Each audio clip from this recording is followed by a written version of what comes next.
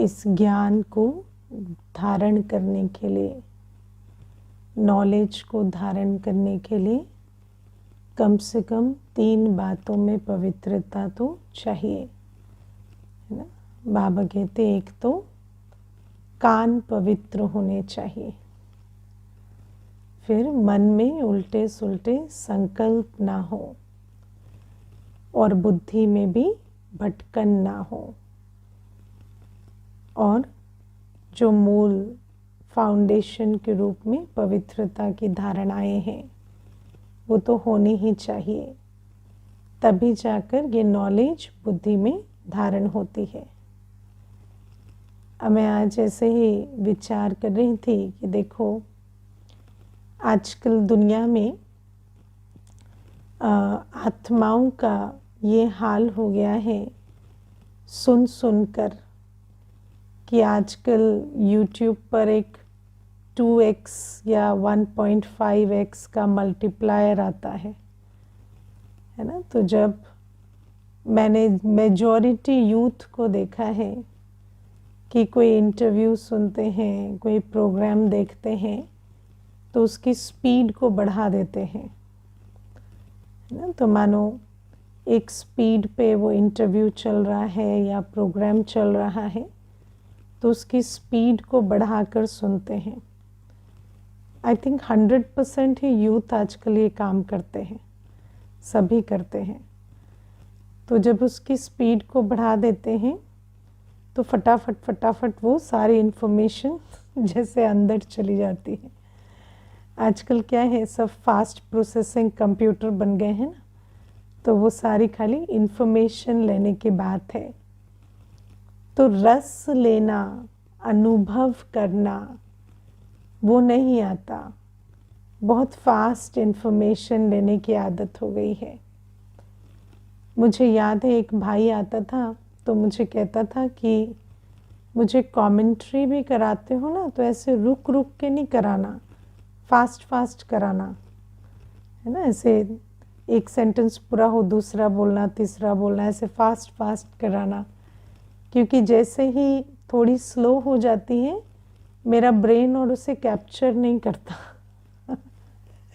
और उस भाई की प्रॉब्लम ये थी कि उसको इतना कंप्यूटर देखने की आदत थी, ये कंप्यूटर नहीं फ़ोन देखने की, कि रात रात भर वो सोता नहीं था। तो ये जो आज आत्माओं का हाल है, आप सोचो कि ऐसी आत्मा अगर मुरली सुने तो मुरली जिस स्पीड में पढ़ी जाती है या सुनाई जाती है उसको तो वो, है ना, उसके साथ वो तालमेल भी नहीं बिठा पाएंगे। इसीलिए मुरली में मुरली को ध्यान से सुनने के लिए भी हमारा ध्यान मुरली सुनते वक्त हमारे कान मुरली की तरफ रहें, हम कहीं छुट्टी पे ना चले जाएं, भटकने ना चले जाएं, उसके लिए भी हमें एक कान की पवित्रता चाहिए। और बाबा ने एक बार बहुत सुंदर बात मुरली में कही थी, मुझे वो बाबा के महावाक्य भूलते नहीं हैं कभी, कि सुनहरी ज्ञान सुनने वाले तुम्हारे कान आज दुनिया की बातें सुन सुन के बहरे हो गए हैं। और ये बिल्कुल सत्य है, ये मुरली के महावाक्य हैं कि ये जो सुनहरी ज्ञान सुनने वाले हमारे कान थे, ये कान आज बहरे हो गए हैं। आज इन कानों से बाबा के मीठे महावाक्य अंदर नहीं जाते, धारण नहीं होते। इतनी मीठी मुरली, और कहते हैं कि हमें सुनाई नहीं देती, है ना। सुनाई नहीं देती माना सुनाई तो देती है पर सुनाई नहीं देती, है ना। बहुत बढ़िया है ये। और आपको पता है आज एक बहुत सुंदर बात एक भाई मुझे कहते हैं, तो उनको ना जब भी धारणा के सार पूछो तो कुछ उसको याद नहीं रहता है। तो आज जब मुरली सुन रहे थे तो मुझे कहते हैं कि दीदी देखो मैं आपको एक बात कहता हूँ कि जैसे अगर मुझे आप पूछेंगे कि पिछले 10 वर्षों में आपने क्या क्या खाया, तो मुझे याद तो नहीं है ना, कल का भी याद नहीं होगा कि क्या खाया, लेकिन जो खाया वो शरीर को तो लगा है ना, तो ताकत तो बनी है ना। देखो लॉजिक आत्मा देती है। तो मुझे कहती कि अब मानो दीदी आप मुझे रोज़ पूछते हो कि आपको मुरली में आज क्या याद रहा, तो ठीक है मुझे याद नहीं है, पर मैंने सुनी है तो अंदर तो गया है ना।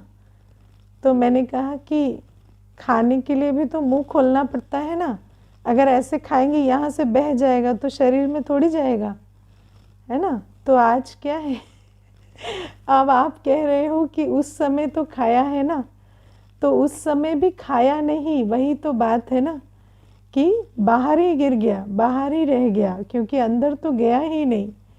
अगर उस समय भी बुद्धि में गया होता तो भी कुछ कमाल होती, क्योंकि देखो ठीक है, मानो आप कहते हो कि मुझे मुरली के अंत में धारणा के सार याद नहीं रहते, लेकिन आपके मुरली सुनते हुए भी कभी खुशी के या कोई एक्साइटमेंट के कोई भी एक्सप्रेशन भी नहीं दिखते हैं, है ना। अब नमक खाया कि मीठा खाया तो चलो बाद में भी भूल गया, लेकिन तब तो स्वाद आएगा ना, कुछ तो एक्सप्रेशन चेंज होंगे।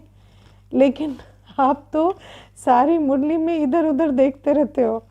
तो आप देखो आत्मा अपने आप को लॉजिक भी देती है कि भले ही बाद में याद नहीं रहा पर अंदर गया है।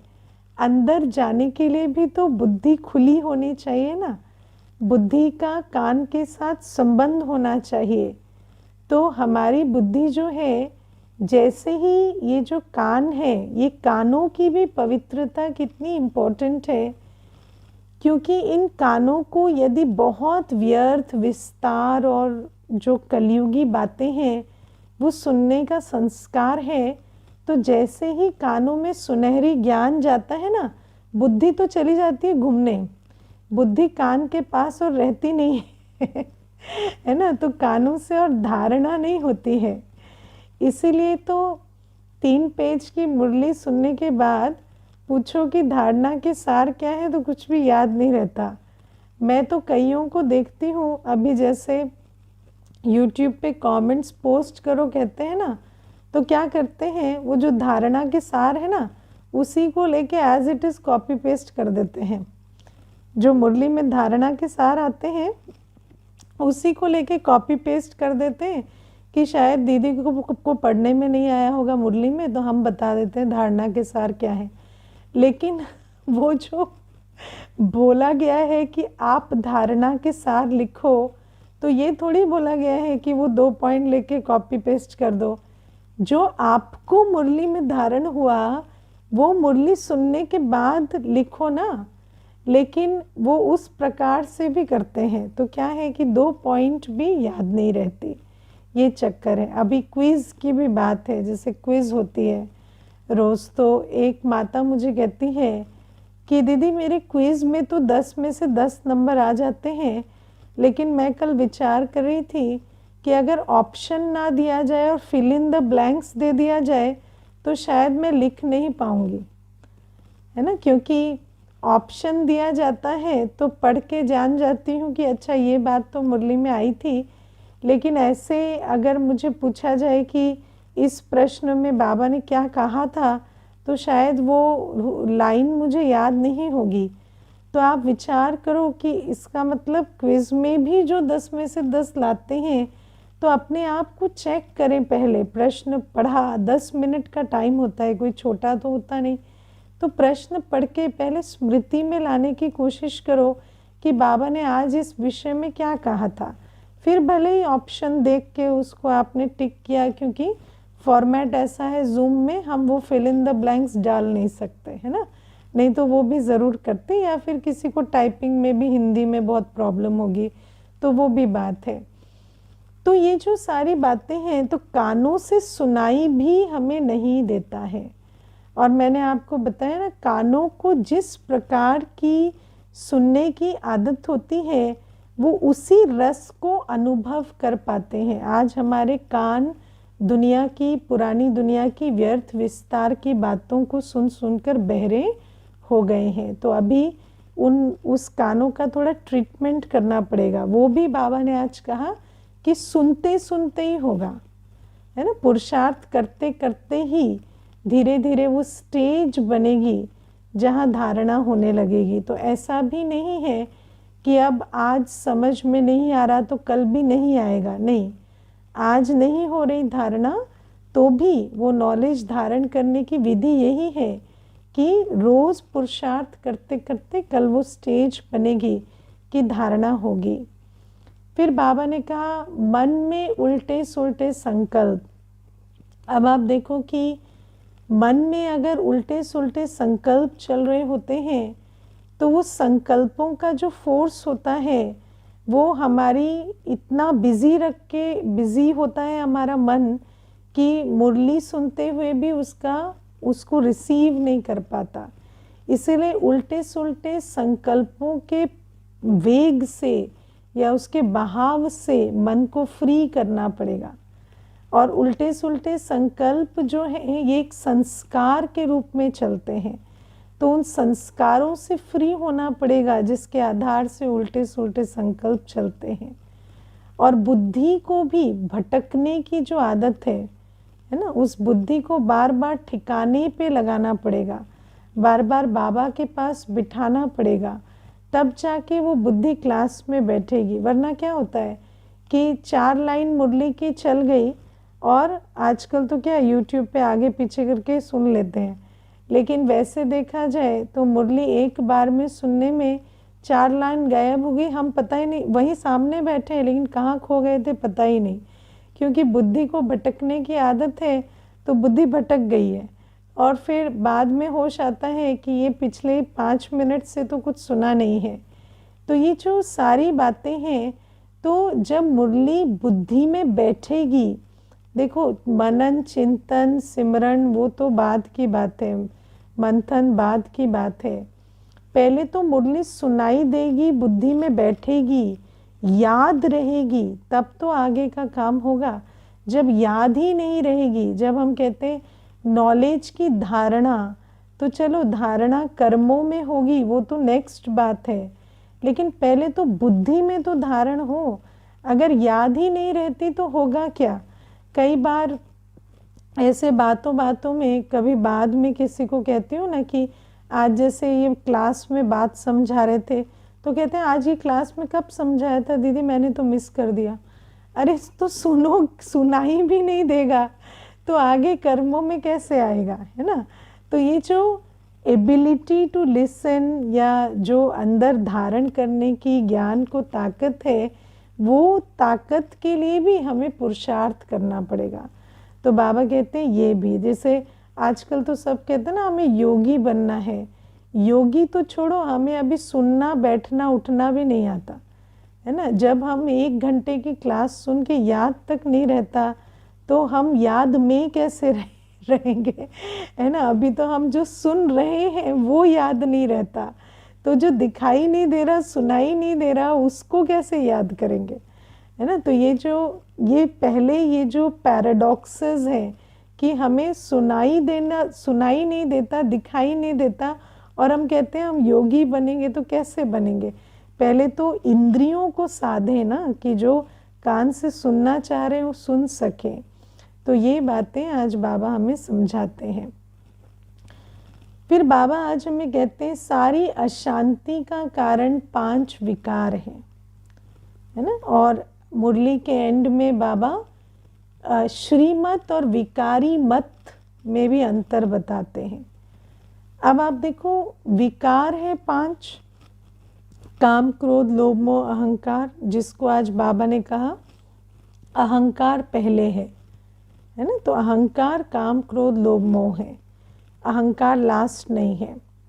देह अभिमान फर्स्ट है, तब चारों विकार है। तो बाबा कहते हैं ये जो 5 विकार हैं और फिर इन विकारों से जनित जो विकारी मतें हैं।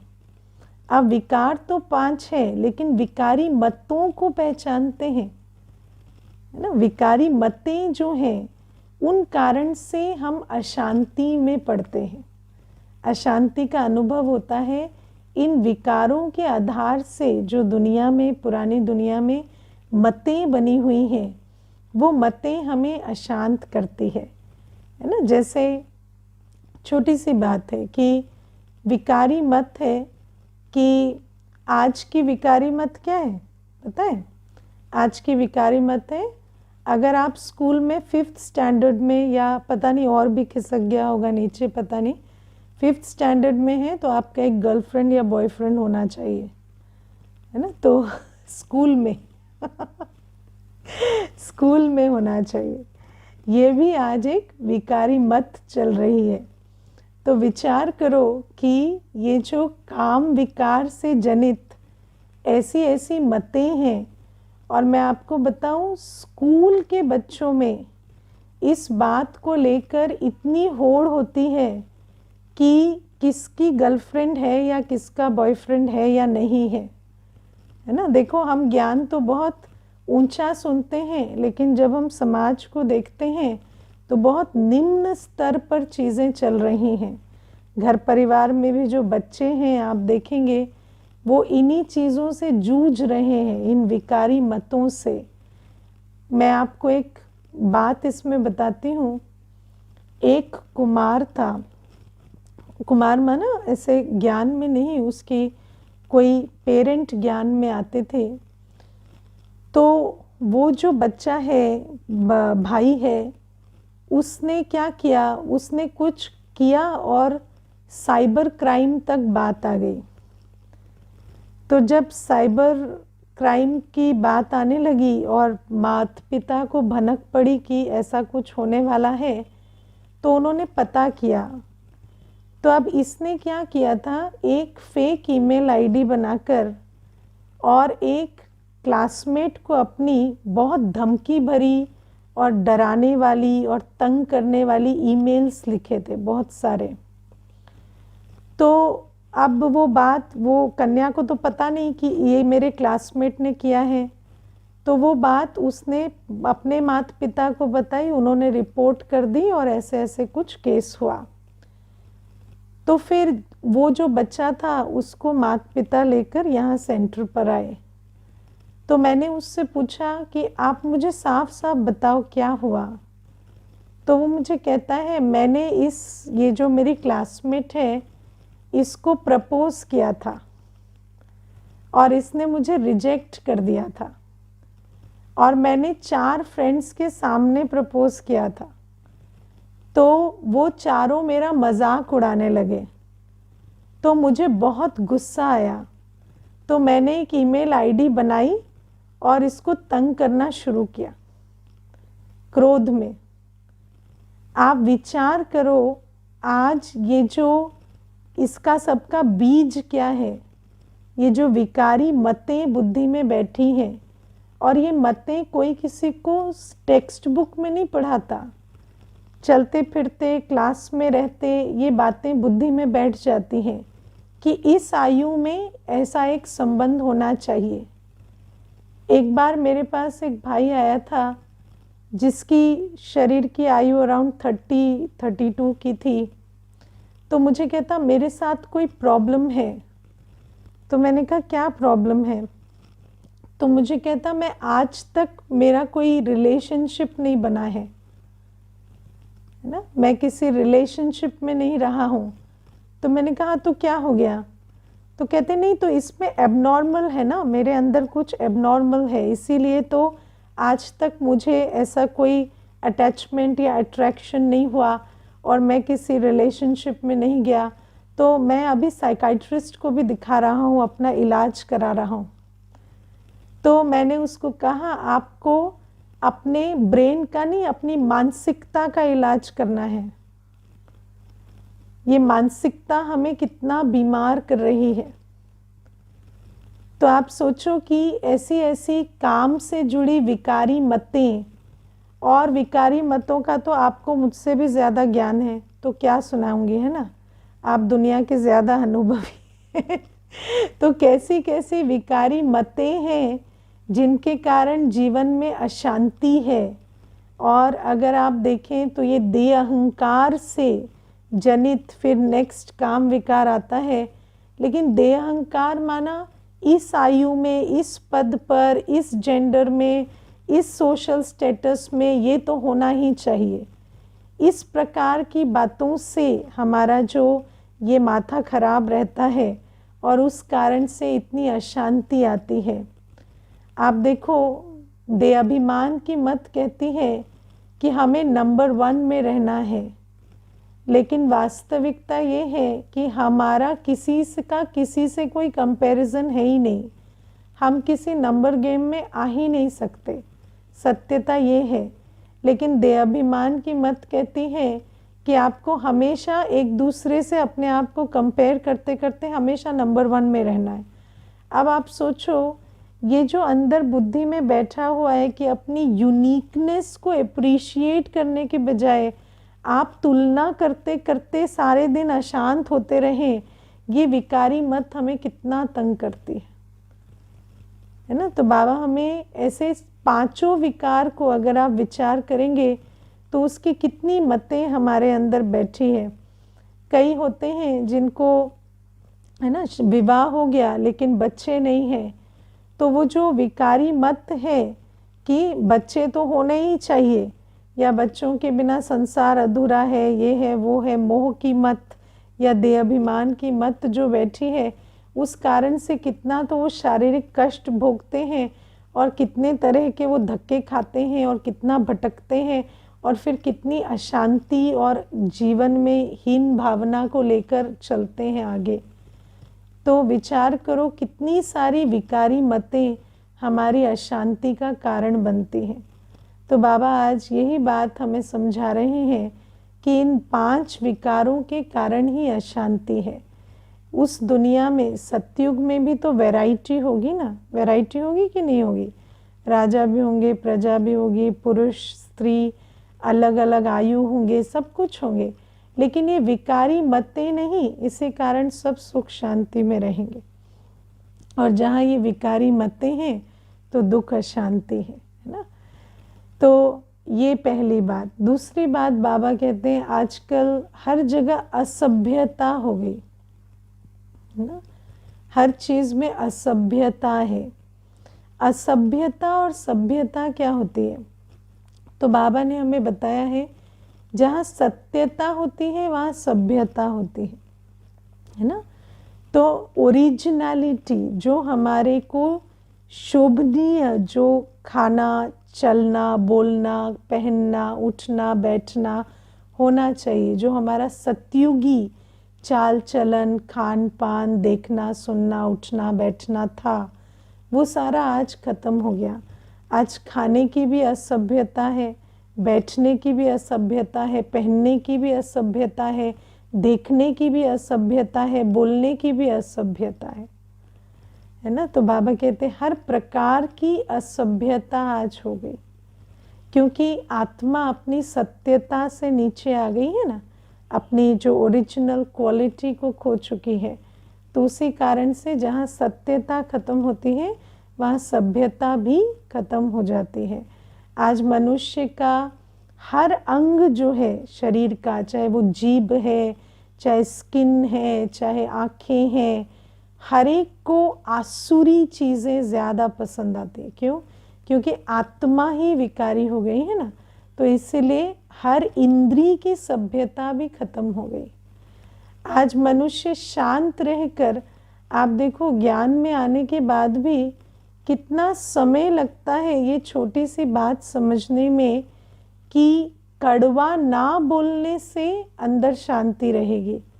पहले तो यही सोचते हैं अगर किसी को जवाब नहीं दिया तो अशांति रहेगी, है ना। तो ये जो सारी असभ्यता जो अंदर बैठी है, ये आत्मा जैसे जैसे विकारी बनती है तो हम एक ऐसे समाज का निर्माण करते हैं जहाँ असभ्यता को ही हम क्या समझते हैं, स्मार्टनेस समझते हैं या इस प्रकार से। मुझे एक बार याद है, एक बहन थी तो कन्या है, तो उसने, कन्या भी है और बहुत उसके जीवन में बहुत मेस्ड अप सिचुएशन है। कुछ क्लैरिटी ऑफ थॉट नहीं है, जीवन की भी कोई दिशा नहीं है। तो सेंटर आने लगी थी, कोर्स किया, सब किया। उसके बाद जब पवित्रता की बात हुई, क्लास में मुरली में ही बात होती थी, कोई उसको इंडिविजुअल बिठा के तो बोला नहीं गया था। लेकिन उसके बाद बड़े बड़े व्हाट्सएप मैसेज लिखी कि पवित्रता की बात तो हम एक्सेप्ट नहीं कर सकते, मुझे इस आइडिया से ये नहीं लगता, आप लोग कल्ट हैं, आप लोग ये हैं वो हैं, दुनिया भर की बातें उसने लिखी। और हमने कहा ठीक है, वी अंडरस्टैंड, हर एक का अपना ओपिनियन होता है, इट इज़ ओके। तो वो सारा लिख के वो मैटर ख़त्म हो गया। फिर महीने भर के बाद वापस आई और फिर कहने लगी, रोने लगी और कहने लगी, मैं जब आती थी मुझे बहुत परिवर्तन महसूस होता था, अभी मुझे आपसे पर्सनल टाइम चाहिए और मुझे बैठ के कुछ बातें डिस्कस करनी है। तो मैंने कहा नहीं, अभी आप क्लास में बैठिए और जब आप महीने भर क्लास में बैठेंगे तो आपको पर्सनल टाइम मिलेगा। तो उसके बाद मुझे कहने लगी, शायद आपको बुरा लगा कि मैं बहुत अपफ्रंट हूँ, है ना, मैं बहुत स्ट्रेट फॉरवर्ड हूँ, मुझे मेरे मन में ना जो बात होती है मैं उसको कह देती हूँ, और मुझे लगता है कि इस दुनिया में स्ट्रेट फॉरवर्ड होना बहुत अच्छी बात है। तो मैंने कहा नहीं, आप जिसे स्ट्रेट फॉरवर्ड कहते हैं हम उसे असभ्य कहते हैं, हम उसे स्ट्रेट फॉरवर्ड नहीं कहते, हम उसे असभ्य कहते हैं। और हमें बाबा कहता है, बोल युक्ति युक्त बोलो। या कोई भी आप चीज़ किसी को लिख रहे हैं या कर रहे हैं, वो हमें युक्ति युक्त करनी है। आपके दिल में कुछ भी आया तो आप कुछ भी लिख दें, ये कोई गुण नहीं है जिसका आप बखान कर रहे हैं, है ना, जिसका आप वर्णन कर रहे हैं कि बहुत बड़ा गुण है मेरे में। ऐसा ये कोई गुण नहीं है कि आपके दिल में जो भी आया आपने उसको लिख दिया, सुना दिया, है ना, ये कोई गुण नहीं है। तो आजकल जो मनुष्य भी सोचते हैं ना कि मेरे अंदर फ़िल्टर नहीं है, आजकल बड़े प्राउडली कहते हैं मेरे अंदर तो कोई फ़िल्टर नहीं है, मेरे मन में जो आता है मैं कह देता हूँ। नहीं, जो आता है कह देता हूँ नहीं, जो आपका पर्पस है, जो आपको लगता है कि ये कम्युनिकेट करना है, पहले ये चेक करो क्या वो कम्युनिकेट करने का लक्ष्य राइट है, और कम्युनिकेट करने की जो विधि आपने अपनाई है क्या उससे वो पर्पस सॉल्व हो रहा है। इसको आप चेक करके फिर वाणी में आओ। ऐसे नहीं कि हमारा दिल किया जैसे बोला, मन किया वैसे बोल दिया। ये बोल की सभ्यता नहीं है। हमें बाबा हर चीज़ की सभ्यता सिखाते हैं। जो मन किया खा लिया नहीं, जो इंद्री को भाया खा लिया, वो खाने की सभ्यता नहीं है, भोजन की एक सभ्यता है। जो देवताई भोजन नहीं, वो अखाद्य है, वो हम नहीं खा सकते, है ना। तो बाबा हमें कहते हैं कि इतनी ये जो असभ्यता की दुनिया से हमें फिर सभ्यता में जाना है। मनुष्य आत्मा को, देव आत्मा को जो शोभा देता है वो चाल चलन, दृष्टि, वृत्ति, बोल, संबंध, संपर्क उस प्रकार से होना पड़ेगा। खाना पीना, उठना बैठना, उठने की सभ्यता, नहाने की सभ्यता, साफ सफाई की सभ्यता। मैं देखती हूँ बिस्तर में बैठ के खाते हैं, है ना, बर्तन, झूठे बर्तन इधर उधर रखते रहते हैं। बहुत सारी बातें हैं अगर देखना जाए। आजकल तो सारा उल्टा हो गया है ना, तो कितने को सीधा क्या क्या बताएं कि क्या क्या उल्टा हुआ है। हर चीज़ में सभ्यता खत्म हो गई। तो बाबा कहते हैं ये सारी सभ्यता को तुम्हें फिर से वापस लाना होगा। बाबा जो श्रीमत देते हैं उस आधार से चलकर। तो एक तो है विकारी मतों को पहचानना है, उन विकारी मतों पर चलकर जो अशांति होती है उसका निवारण करना है। फिर सभ्यता असभ्यता का अंतर पहचानना है। और फिर आज प्यारे बाबा हमें कहते हैं कि जो वरदान है उसको, ये स्लोगन है उसको लेंगे।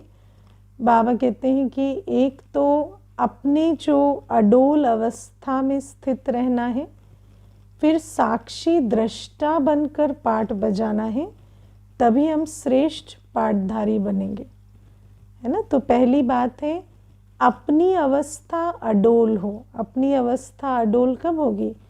जब हम आत्मिक स्थिति में बाबा की याद में हर कर्म करते हुए बैठे हैं, है ना। जब आप कर्म करते हैं तो कर्म करते वक्त सीट को चेक करते हैं कि किस सीट पर बैठे हैं, है ना। जैसे मान लो आपको ऊपर से कुछ उतारना है और आपने एक पीढ़ी लगाई, स्टूल लगाया और उस पर चढ़े और उस स्टूल का ही बैलेंस चेक नहीं किया तो क्या करेंगे, चढ़ते ही गिर जाएंगे, है ना। तो ऐसे ही कर्म करते वक्त अपनी स्टेज को चेक करना बहुत ज़रूरी है। कर्म तो हम ऊंचा करने के लिए उतर गए, या सारे दिन हमने निर्णय किया कि हम आज इतना काम करेंगे। कर्म तो करना है, लेकिन कर्म करने से पहले अपनी स्टेज को चेक करना है, क्योंकि जो आत्मा कर्म करने वाली है उसकी स्टेज अगर अचल अटोल नहीं है, उसकी स्थिति अचल अडोल नहीं है, तो कर्म करते समय जो भी बातें आएंगी उसमें तो आत्मा बिल्कुल ही परेशान हो जाएगी। तो पहले तो रोज़ सुबह उठकर अमृत वेले अपनी स्थिति का निर्माण बहुत ज़रूरी है ना। और दूसरा, साक्षी दृष्टा होकर चलना। हम जब सारे दिन में चलते हैं तो बहुत सारी बातें सुनेंगे, बहुत सारे दृश्य देखेंगे, लेकिन हमें अभ्यास करना होगा कि हम साक्षी दृष्टा बने। साक्षी दृष्टा माना सब कुछ सुनते हुए, देखते हुए हमारे अंदर इमोशनल रिएक्शन ना शुरू हो, है ना। आपने देखा है ना, आप कुछ भी देखते हैं आपके अंदर कमेंट्री शुरू हो जाती है कि नहीं। हाँ, वहाँ सीन वहाँ चल रहा है, कमेंट्री अंदर चल रही है। हम लोग एक एक बहुत अच्छे अच्छे कमेंटेटर हैं, जैसे क्रिकेट कमेंटेटर होते हैं ना, ग्राउंड पे खेल चलता है वो अपनी कमेंट्री चलाते रहते हैं, और यहाँ पर भी वहाँ पर खेल चल रहा है, यहाँ कमेंट्री चल रही है। तो बाबा कहते हैं वो कमेंट्री हमारे अंदर नहीं चलनी चाहिए। कोई चीज़, कोई दृश्य चल रहा है, हमारे अंदर चलता है ये अच्छा हुआ, ये बुरा हुआ, ये इसको नहीं कहना चाहिए था, ये इसको करना चाहिए था, ये इसने ठीक किया, ये इसने ठीक नहीं किया। आपको कोई पूछ रहा है क्या?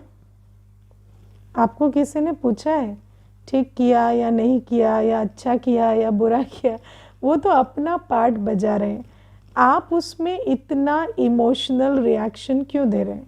हर चीज़ में हमारे अंदर क्यों एक संकल्प, एक भावना जागृत होनी चाहिए? क्यों हम साक्षी होकर पार्ट नहीं बजा सकते? तो हम जब भी कुछ देखते हैं तो वो अच्छा है, बुरा है, ऐसा है, वैसा है, ये नहीं करना है। और उस पहले अपनी स्थिति में स्थित रहना, दूसरा साक्षी दृष्टा होकर फिर अपना श्रेष्ठ पार्ट बजाना भी है, कि जहाँ मेरा कहने का, मेरा करने का पार्ट है वो मैं पूरी तरह से श्रेष्ठ माना श्रीमत अनुसार मैं वो पार्ट बजाऊं। ये हमारी जिम्मेवारी है। तो बाबा हमें कहते हैं पहले अपनी स्थिति को ठीक रखो, दूसरा साक्षी दृष्टा बनो, और फिर अपना श्रेष्ठ पार्ट श्रीमत अनुसार हर घड़ी बजाओ।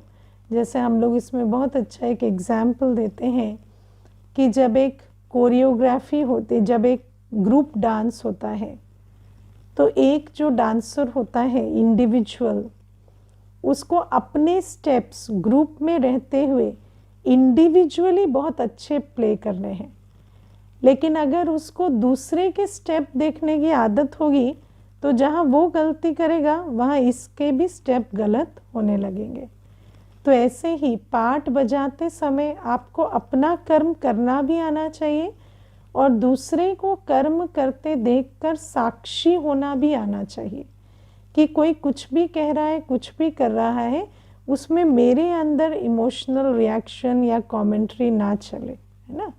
देखो मैं आपको एक छोटी सी बात बताती हूँ। मुझे एक भाई ने बहुत बढ़िया बात बताई। उसने कहा कि मैं यहाँ पर जब साकेत में आया, मुझे एक बात बहुत अच्छी लगी आपकी। मैंने कहा क्या? आप बिल्कुल टाइम से क्लास में आते हैं। तो मैंने कहा अच्छा। तो बोले मैं 10 साल पहले भी कहीं सेंटर पर गया था और वो प्रोग्राम उनका स्टार्ट होने वाला था 6 बजे, लेकिन शुरू हुआ 6:15 बजे। तो मैं आर्मी बैकग्राउंड से हूँ, तो मुझे ये बात अच्छी नहीं लगी कि वो लेट आए, तो इसीलिए मैं दोबारा वहाँ नहीं गया। लेकिन मैं 10 साल के बाद हिम्मत करके दोबारा एक कदम बढ़ाया, और जब आप एकदम टाइम से आके बैठ गई तो मुझे बहुत अच्छा लगा, तो मैं यहाँ कोर्स किया। तो मैंने कहा, और इस 10 सालों में उस बहन का तो बहुत नुकसान हुआ होगा ना, जो 15 मिनट लेट आई थी, क्योंकि आप जैसा हीरा उसको नहीं मिला, है ना। तो वो कहता कि नहीं, तो मैंने कहा आप ये जो मुझे बात बता रहे हैं, इसका छोटा छोटा सा सार जो है वो मैं आपको बताती हूँ, जो आपको समझना है कि 10 वर्ष पहले आपके इस संस्कार के कारण आप 10 वर्ष ईश्वरीय ज्ञान से वंचित रहे। आप जिस बात को आप अपना गुण कह रहे हैं ना, कि 15 मिनट कोई लेट आया तो मैं क्लास में नहीं गया, तो वो जो जिसको आप गुण कह रहे हैं, वो अवगुण ये वजह बनी कि आप 10 साल ईश्वरीय ज्ञान से वंचित रहे। तो इसीलिए आपको समझना है कि जब मैं ज्ञान सुनने गया हूं तो मैं ज्ञान सुनूं। अब आप सोचो, आपको साक्षी होना नहीं आया कि मानो कोई 15 मिनट लेट हुआ, कोई बात हो गई होगी, कुछ हुआ होगा, कोई दूर से आ रहा होगा, उसकी गाड़ी डिले हो गई, कुछ भी हुआ होगा, ट्रैफिक मिल गया होगा, किसी भी कारण से कोई लेट हो गया, तो उस लेट होने की वजह से मेरी ज्ञान से रुचि ना हट जाए ना। मेरे किसी पार्ट में, मेरी यात्रा में किसी और की किसी चीज़ को देखकर, और वो भी जब हम किसी चीज़ को देखते हैं तो उसमें हमारा दृष्टिकोण कितना बड़ा काम करता है, कि हम जिस नज़रिए से उसको देख रहे हैं, उस आधार से हमने अपने कर्म को चुना, और मेरी ईश्वर के पास यात्रा जो है वो 10 साल डिले हो गई। तो विचार करो कि कोई भी आत्मा, हम जब इस संगम युग में है ना, तो हमें समझना पड़ेगा कि सामने वाली हर आत्मा जो भी पार्ट बजा रही है, वो उसका प्रीफिक्स्ड पार्ट है। उसके पास जो भी वो पार्ट बजा रही है, उसके पास एब्सोल्यूट कारण है। ये तो लेट होने की बात है, कोई क्रोध कर रहा है, कोई कुछ भी कर रहा है, आप जब तक उसके पार्ट से साक्षी नहीं होंगे, तब तक आप अपना श्रेष्ठ पार्ट नहीं बजा सकते। क्योंकि अपना श्रेष्ठ पार्ट बजाने के लिए आपको चाहिए अपनी अच्छी स्थिति। लेकिन अगर किसी कर्म से आपके अंदर संस्कारवश कुछ संकल्प चल गए, तो वो आपके ऊपर ऐसा प्रभाव डालेंगे कि आप अपना पार्ट नहीं बजा सकेंगे, है ना। इसीलिए इस सारे मार्ग में जब हम अपना श्रेष्ठ पार्ट बजाना चाहते हैं, तो अपनी अवस्था का निर्माण और दूसरे के कर्मों को देखते हुए साक्षी रहना, समझना कि हर एक चीज़ के पीछे कारण है, ड्रामा में ये नूंद है, ऐसा करके चलना अनिवार्य है।